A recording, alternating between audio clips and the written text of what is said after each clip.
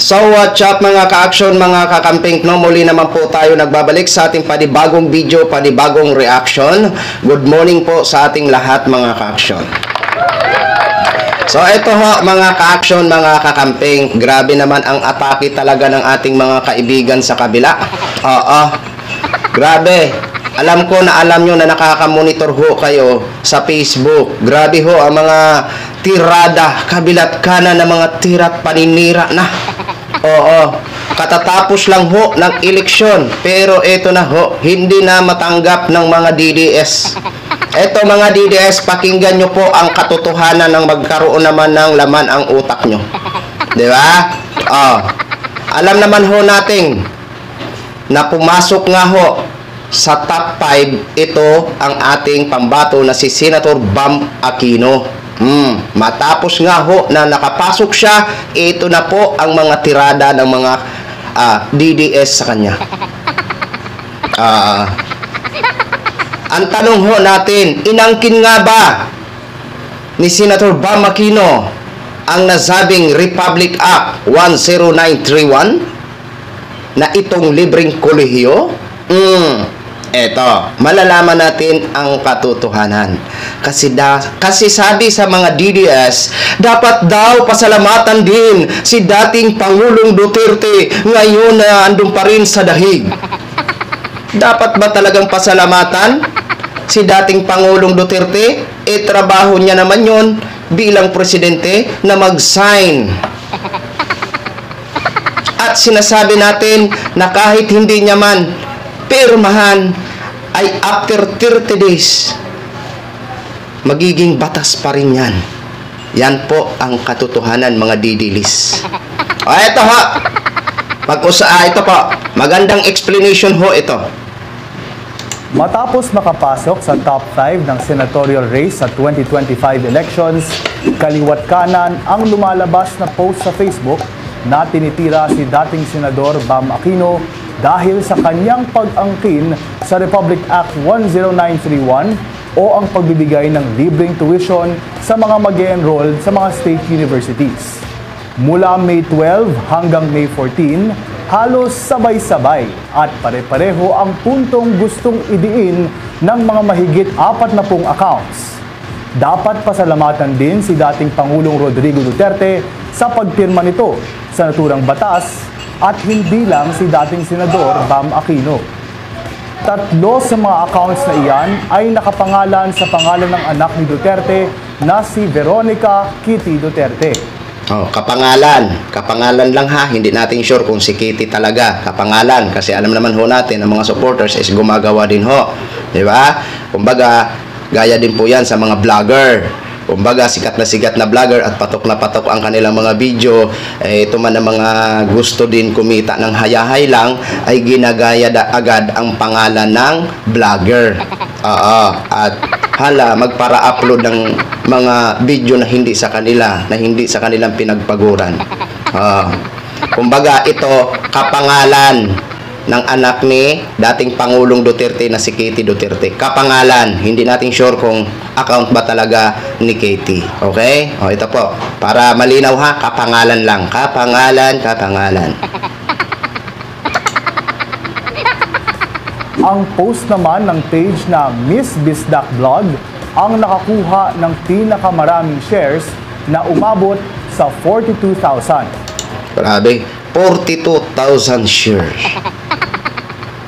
Si Miss Bisdak. Wow, Miss Bisdak. Siguro, di ba may Bisdak Philippines? Hindi natin sure kung iisa lang yan. Di ba? Sipin mo, 42,000 shares. Ang dami naman na paniwala. Share ng share. Pero hindi natin alam, baka ang iba ang iba kasi sinishare yan at may caption na ito naman na naging 8-8 naman ang mga DDS. Di ba? Hindi naman lahat diyan mga kakampi nila ang nagsi-share. Kumbaga may hindi din nila kakampi nagsi-share din ho. Kasi dinidebunk po na ayon sa kanilang magiging caption sa pag-share. Halimbawa, ako mag-share din at captionan ko din sa share ko na hindi po ito totoo. Kaya hindi lahat na nag-share ng 42,000 ay maka-DDS. Di ba? O, ito na po ang malinaw. Pakinggan ho natin ito. Kung susuriin, madalas mag-post ng pro-Duterte content ang page na ito na mayroong 31,000 followers. Ang Facebook user naman na ito ay tila binabaliwala ang naging ambag ni Aquino sa pagtutulak sa batas at sinasabing kahit sinong senador daw ay pwedeng gawin ito. Umabot na sa 4,500 shares ang post na ito. Ang mga ganitong aktibidad ay halimbawa ng Influence Operation o IO. Ano ba ang IO? I-click ang link na nasa description ng video na ito. So, ano ba talaga ang totoo?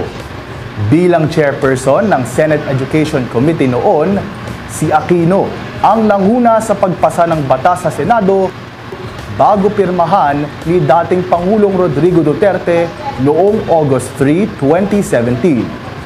Siya din ay principal sponsor at co-author ng isa sa mga Senate bills na kalaunan ay naging RA 10931.